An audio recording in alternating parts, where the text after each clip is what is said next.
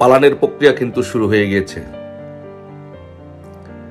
এই সমন্বয়করা এবং তাদের যেই উপদেষ্টা, তাদের কিন্তু পালানোর জন্য যে প্রক্রিয়া, সেই প্রক্রিয়া কিন্তু শুরু হয়ে গেছে।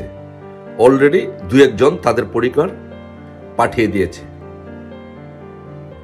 সো আমাদের কিন্তু সতর্ক থাকতে হবে, আমাদেরকে অবস্থান নিয়ে থাকতে হবে, কেউ যেন পালাতে না পারে। একটি সূত্রের মাধ্যমে, দূতাবাসের সূত্রের মাধ্যমে আমরা খবর পেয়েছি যে 43 জন অলরেডি মার্কিন যুক্তরাষ্ট্রের ভিসা পেয়েছে।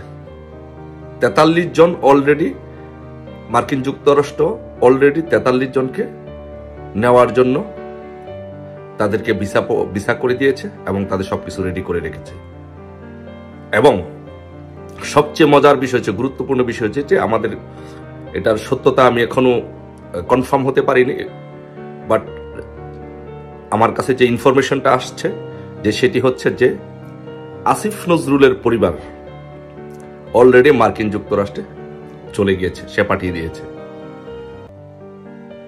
আর এই 43 জন উপদেষ্টা, সমন্বয়ক ছাড়া 400 জনের বিভিন্ন দেশের ভিসা ইস্যু করা হয়েছে।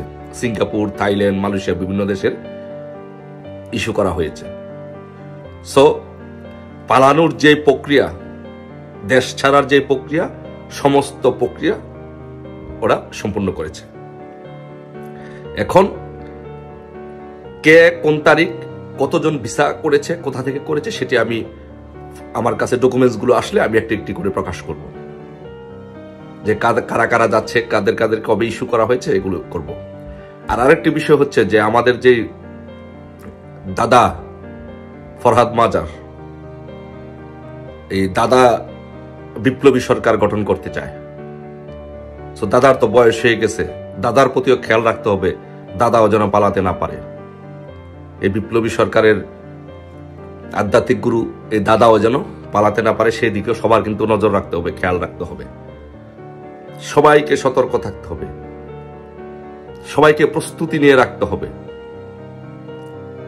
71 সালের মুক্তিযুদ্ধের সময় আমাদের জাতির জনক বঙ্গবন্ধু শেখ মুজিবুর রহমান যখন বলেছিলেন, যার যা আছে তাই নিয়ে প্রস্তুত থাকো, শত্রুর মোকাবেলা করতে হবে।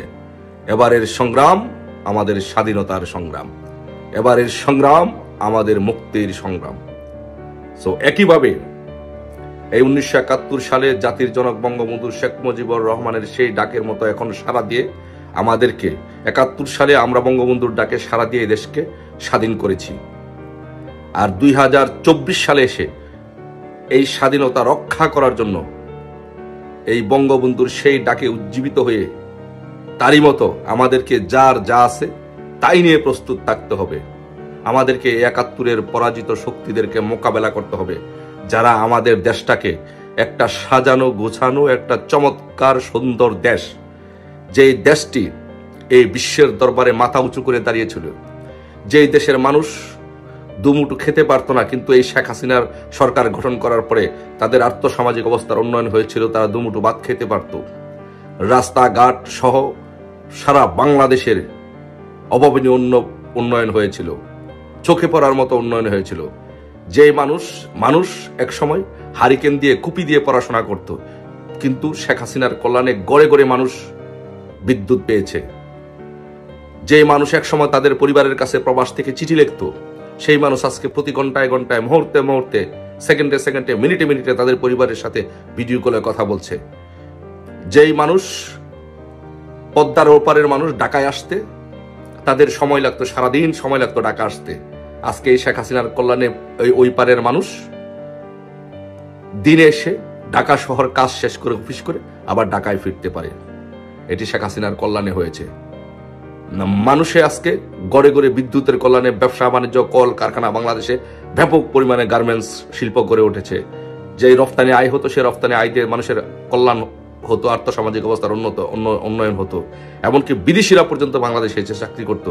বাংলাদেশকে আজকে এইরকম একটি আত্মমর্যাদাশীল বাংলাদেশে নিয়ে গিয়েছিল আমাদের দেশরত্ন শেখ হাসিনা, সেই দেশটিকে নিয়ে যারা ষড়যন্ত্র করেছে, সেই দেশটিকে রক্ষার জন্য, আবারও সেই দেশটিকে আগের জায়গায় নিয়ে যাওয়ার জন্য, উন্নয়নের যে দ্বারা সেটিকে অব্যাহত রাখার জন্য আমাদেরকে অবশ্যই আবার আমাদের মাঝে শেখ হাসিনাকে ফিরিয়ে আনতেই হবে। আর কোনো বিকল্প নয়। আমরা যদি আমাদের পরিবারকে রক্ষা করতে চাই, দেশকে রক্ষা করতে চাই, সমাজকে রক্ষা করতে চাই, বাংলাদেশটাকে যদি রক্ষা করতে চাই, শেখ হাসিনার বাংলাদেশে ফিরিয়ে আনার এই মুহূর্তে সরকার পুনর্বহাল করার কোনো বিকল্প নেই।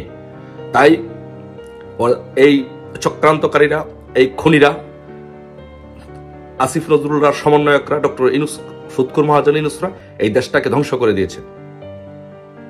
ধ্বংস করে দিয়ে দেশের সমস্ত সম্পদ লুটে এখন ওরা বিদেশে পাড়ি জমানোর জন্য সকলে প্রস্তুতি নিয়েছে। আমাদের উচিত হবে, আমাদের প্রত্যেকটা বঙ্গবন্ধুর সৈনিকদের উচিত হবে একজনও যেন এই বাংলাদেশ থেকে পালাতে না পারে। আমাদের প্রস্তুতি রাখতে হবে, যার যা আছে তাই নিয়ে প্রস্তুতি থাকতে হবে। ঘরে ঘরে লগি বইটা তৈরি করতে হবে, যেন একজনে যেন পালাতে না থাকবে। আমাদের ইউনিটগুলো ভাগ করে দেওয়া থাকবে। যখন ডাক আসবে, ইনশাল্লাহ খুব শীঘ্রই ডাক আসছে, ইনশাল্লাহ আমাদের নেত্রী মাননীয় প্রধানমন্ত্রী শেখ হাসিনা উনি ডাক দিবেন। শুধু আপনারা অপেক্ষা করুন, আপনারা প্রস্তুত থাকুন, প্রস্তুতি নিয়ে রাখুন। ডাক দিলে তারপরে লগি বইটা বানাবেন, সে আশায় যদি বসে থাকেন তাহলে ভুল করবেন। এখনই বানান, প্রস্তুত থাকুন, প্রস্তুতি নিয়ে রাখুন। যার যা আছে তাই নিয়ে প্রস্তুতি নিয়ে রাখুন, লগি বইটা তৈরি করুন।